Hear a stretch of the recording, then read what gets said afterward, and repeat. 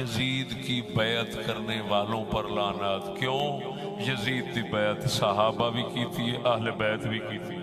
सहाबा यजीद को अच्छा समझें बुरा समझें, जिन्होंने बैत की है इस बैत पे की है कि पावर किसके पास है? यजीद के पास। जो पावरफुल होता है इस्लाम में हाकिम उसी को कहते हैं। और बुखारी मुस्लिम की वाज़ेह सही हदीसें हैं कि जब एक शख्स हाकिम बन जाए उसके खिलाफ जो भी खड़ा हो कत्ल कर दो, काइन अमन कान, जो भी हो।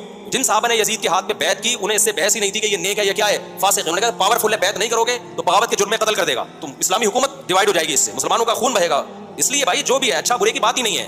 अगर उसे बुनियाद बनाते हैं बुरा भला कहना, यानी शराबी था, फासिक था, फाजिर था, लौंडेबाज था, नऊज़ बिल्लाह मिन ज़ालिक, जो अल्फाज ज़ुबान से नहीं कर लोग कहते हैं, तो सवाल यह है कि बड़े बड़े सहाबे इकराम, हज़रत अब्दुल्लाह इब्न अब्बास, हज़रत अब्दुल्लाह इब्न उमर, हज़रत अब्दुल्लाह इब्न जाफ़र, इन लोगों ने उसके हाथ पर बैअत क्यों की? मुहम्मद इब्न हनफिया, और उसकी तारीफ क्यों करते रहे?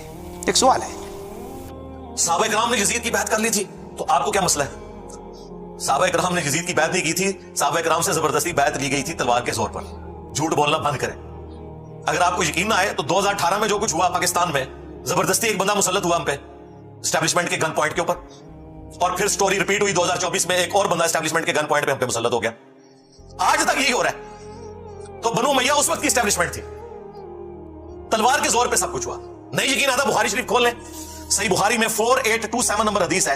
मरवान बिन हकम मदीने के मिंबर पे मस्जिद नबवी पे हजरत मुआविया रदी अल्लाह ताला अन्हु की तरफ से गवर्नर बन के अनाउंसमेंट कर रहा है खुतबे में कि अल्लाह ताला ने अमीरुल मोमिनीन को ये बात सुझाई है, वो उम्मत के वसीतर मुफाद में, यानी कि ऐ मेरे अजीज हमवतनों, वो उम्मत के वसीतर मुफाद में अपने बाद अपने बेटे को खलीफा नामजद करते हैं। ये वो तकरीर कर रहा था। इमाम बुखारी ने अगले जुमले नकल नहीं किए, वो बड़े सख्त थे, लेकिन उसके बाद जो कुछ हुआ वो नकल किया। वो अगले जुमले क्या थे मैं बाद में बताता हूं आपको। अगले जुमले जो इमाम बुखारी ने नकल किए वो ये थे कि वहां हजरत अबू बकर का बेटा खड़ा हुआ और उसने कुछ बात वहां पे कह दी।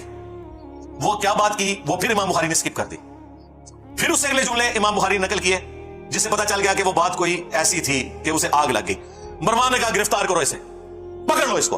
वो फौरन से मस्जिद नबवी में एडजेसेंट जो हुजरा आयशा था जहां उनकी बहन मौजूद थी वहां दाखिल हो गए। और ये पाकिस्तान के केस में जो सगा भाई है ना, ये वो थे, यानी हजरत अबू बकर की वो बीवी जो हजरत आयशा की वालिदा थी, वही इनकी भी वालिदा थी, अब्दुर्रहमान बिन अबी बकर की। ये सगे बहन भाई थे। उनके पास चले गए।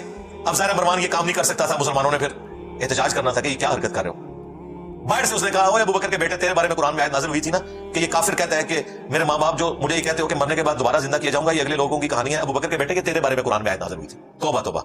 ये बनु उमय्या के खिदमत गुजार, ये है गुस्ताखाने खुलफाए राशिदीन।